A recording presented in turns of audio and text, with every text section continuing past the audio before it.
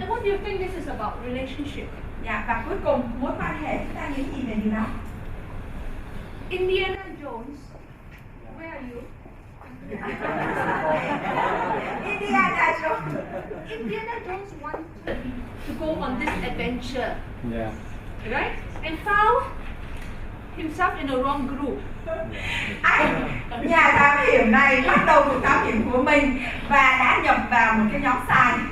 How did you feel when you were in that group? Bạn cảm thấy như thế nào khi mà bạn bắt đầu lúc mà tự mình nhập vào cái nhóm đó?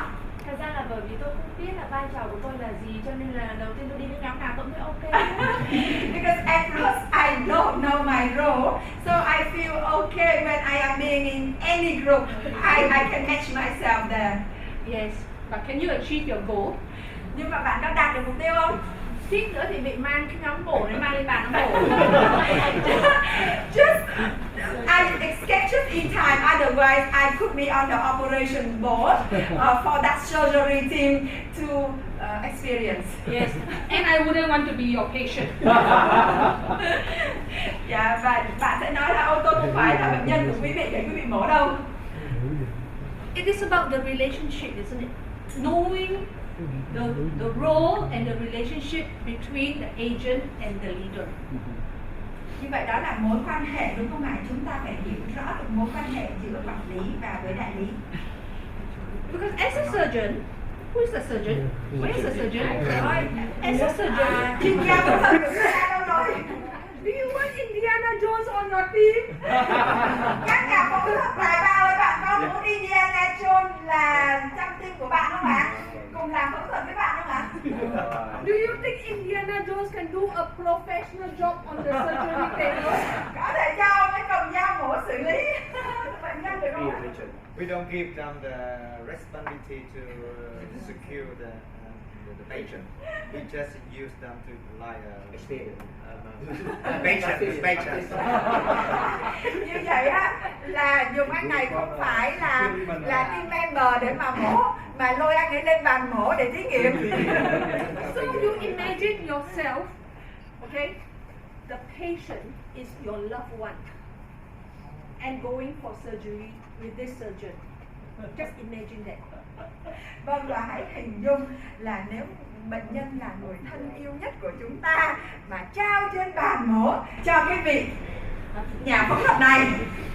Are you going to let this surgeon experiment on your mother, your loved one, or your wife? Như vậy chúng ta có muốn cái nhà phẫu thuật này mổ cho người thân của ta không? Point taken.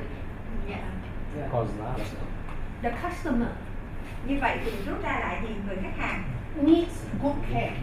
Người khách hàng rất cần sự quan tâm. The customer is like the patient because in the eyes of the surgeon, the patient is the customer, and you want the customer to be happy. Vâng, thì nếu như là người tư vấn viên thì chúng ta cũng coi khách hàng của chúng ta giống như là một nhà phẫu thuật coi bệnh nhân của họ, đúng không ạ? Như vậy họ rất cần sự quan tâm, sự yêu thương. So I know it's quite funny, right? It's quite funny. But what is happening is sometimes we don't have the right people doing the right job, and that's where the problem starts. So that's why we talk about selection, not just recruitment, not just take any Indiana Jones and come in. Take in somebody who can do the job to be done, willing to do the job to be done. Vâng, và như vậy thì chúng ta nói về mối quan hệ, cái đội nhóm của chúng ta cần phải có mối quan hệ tốt với nhau, yêu thương và có trách nhiệm với nhau, và không phải cứ bầm ai ta cũng ôm vào đội nhóm của mình. Ví dụ như là cái nhóm phẫu thuật này sẽ không thể nào mà ôm cái nhà thám hiểm này vào cái nhóm của họ được. So initially it's okay lah, I'm alright, quite happy, it's alright, I just joined in. That is what she said. Vâng, như bạn ấy nói lúc đầu á, tôi chả sao cả, tôi thấy tôi vào nhóm nào cũng được hết trơn á. And what happens? Nhưng mà sau đó thì sao? Attrition. She leaves them and join another group. Và thế là bạn ấy thấy có gì đó đặc biệt, bạn ấy bỏ ra và đi gia nhập vào nhóm khác. Because you select wrongly. You allow me to sit next to you. Như vậy là anh trưởng nhóm này anh chọn lộn người rồi và anh cho phép cái người đó được ở chung cái nhóm của anh ấy lâu quá. You with me then? Chắc anh chỉ có hiểu thông điệp không? So when you talk about the theory of it is not enough to just talk about the theory of it. You must link it together for your participants so that they know why you want them to do what you want them to do. Clarity is power. Vâng. Và như vậy á, là đừng dạy lý thuyết, hãy liên hệ nó với hoạt động của bạn thường xuyên. Đừng có chạy hoạt động xong rồi hoạt động rời ra với cái thông điệp đúc kết. Nó phải luôn liên hệ lại với nhau và liên hệ với câu chuyện của bạn, liên hệ với thực tế thì cái bài học của bạn nó mới sống động, mà không thì nó sẽ rất là lý thuyết suông. Because we know that for the agency to succeed, they need to drive the key performance indicator, the key result areas. Tất cả chúng ta đều biết là hệ thống đại lý có những cái chỉ số KPI như trên bảng. And we know it's about recruiting, it's about retention, Tuyển, giữ, it's about activity tỷ lệ rate, hoạt động, số how lượng hợp active đồng, the agent is. lượng It's suất about hợp the đồng, number of sales they make, the cases that they bring in, and it's about the premium that they bring to your team. Okay, this one you can understand, right? And that's why when I'm working with the leaders, when they're planning, I'm saying, hey, you need to search for talent. You need to evaluate. Don't just take any Indiana Jones. Now we have common language. When I talk about Indiana Jones, you know what I'm talking about. Cannot be in the surgeon team. Okay? We talk about the attraction of agents, the retention of agents, and the productivity. All these are what we call persistent concern. 17 years ago, when Vietnam started here, you had these problems. Today, same problem. How come never solve it? Took you 17 years? I'm telling you, the problem will always be there. It's whether it's a big problem or a small problem. Okay?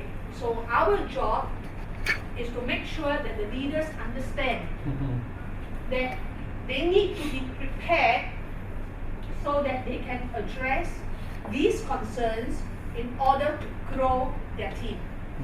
Như vậy, đây là những cái vấn đề về duy trì hoạt động. Và 17 năm trước khi mà chúng ta vào thị trường này, chúng ta vấp phải nó.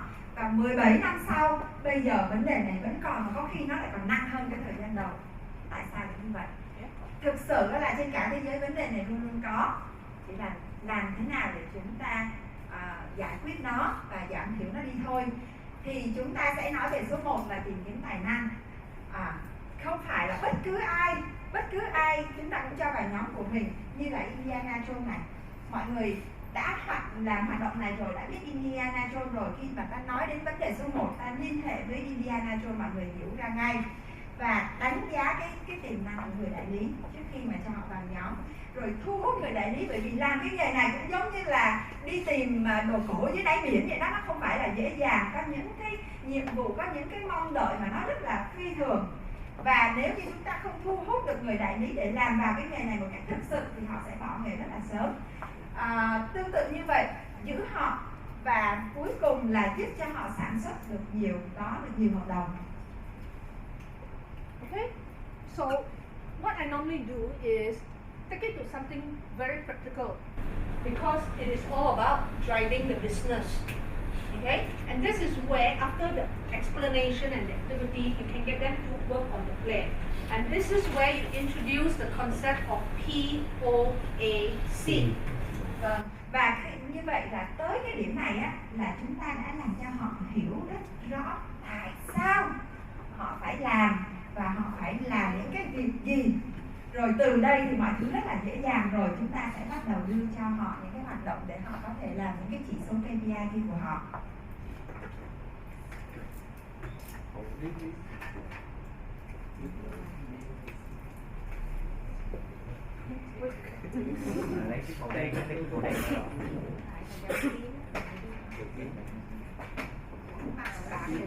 So now, we are talking about plan, Organize.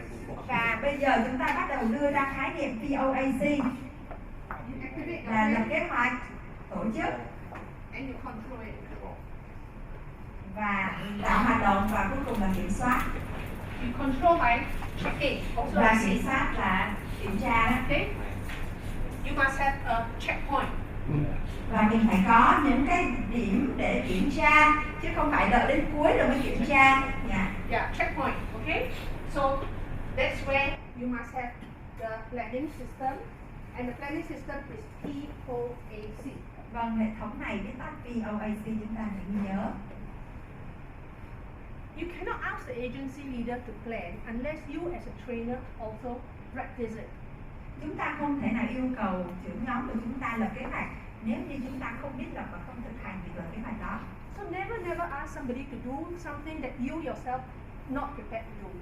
Như vậy á, thì chúng ta rút kinh nghiệm là chúng ta đừng có yêu cầu ai làm một cái chuyện mà chính bản thân ta còn không dự định làm hoặc không muốn làm. Right? So what do you want the agency leader to plan? Như vậy thì chúng ta muốn họ lập cái kế hoạch gì? What do you want them to plan? Let me write somewhere. Maybe the flip chart up there. You tell me. Because Như vậy chúng ta sẽ thử suy nghĩ là chúng ta muốn họ plan you gì? know what they need to plan, right? All the things that you want your agency leader to plan. So, Rồi lập kế hoạch tuyển dụng gì nữa ạ? okay, example, this one, recruitment plan. Ví dụ như đây một cái, This is not the only thing. đây không phải là duy nhất ha. We start somewhere. Rồi Okay? So when you talk about recruitment plan, in a year, 1 year, Rồi như vậy chúng ta có kế hoạch vào một năm. how do they start to plan for 1 year? Như vậy làm thế nào để mà bắt đầu có thể lập được cái kế hoạch một năm? The first thing is, it is not enough just to have a 1 year plan. Okay? If I were you, I would teach them the 3-year plan and even the 5-year plan. But let's start with the 1 year plan. Vâng, thực ra là để hoành tráng hơn là ta dạy kế hoạch 3 năm, 5 năm, còn lâu hơn nữa cũng được. Nhưng mà không, bây giờ chúng ta bắt đầu bằng một năm trước đi ha. This plan will not make sense to them unless they are very clear about what their goal is. Rồi, kế hoạch không có ý nghĩa gì nếu như không có mục tiêu. So, the thing is, clarity comes with a goal setting exercise, which we are going to be doing after your break. Như vậy chúng ta biết rồi, một kế hoạch tốt bao giờ cũng phải rất rõ ràng từ mục tiêu. This is the goal of the agency. Đây là mục tiêu của agency nha. But usually, they set the goal, and when we look at the result, they either achieve according to plan or they don't achieve. Nhưng mà thông thường mục tiêu có thể đạt được, có thể không. So it is not enough just to set the goal. You must also teach them goal getting. Như vậy không chỉ dạy họ đặt mục tiêu mà còn phải dạy họ để đạt được mục tiêu.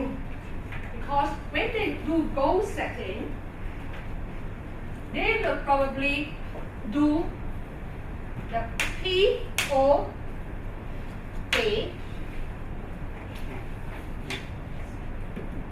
Goal getting is either A.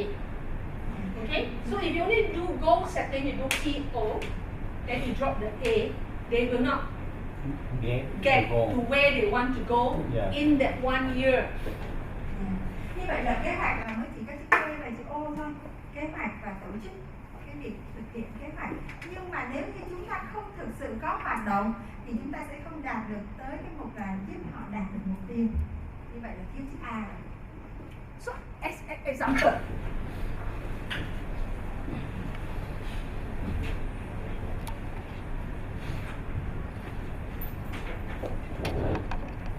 okay, this is the month, this is the quarter,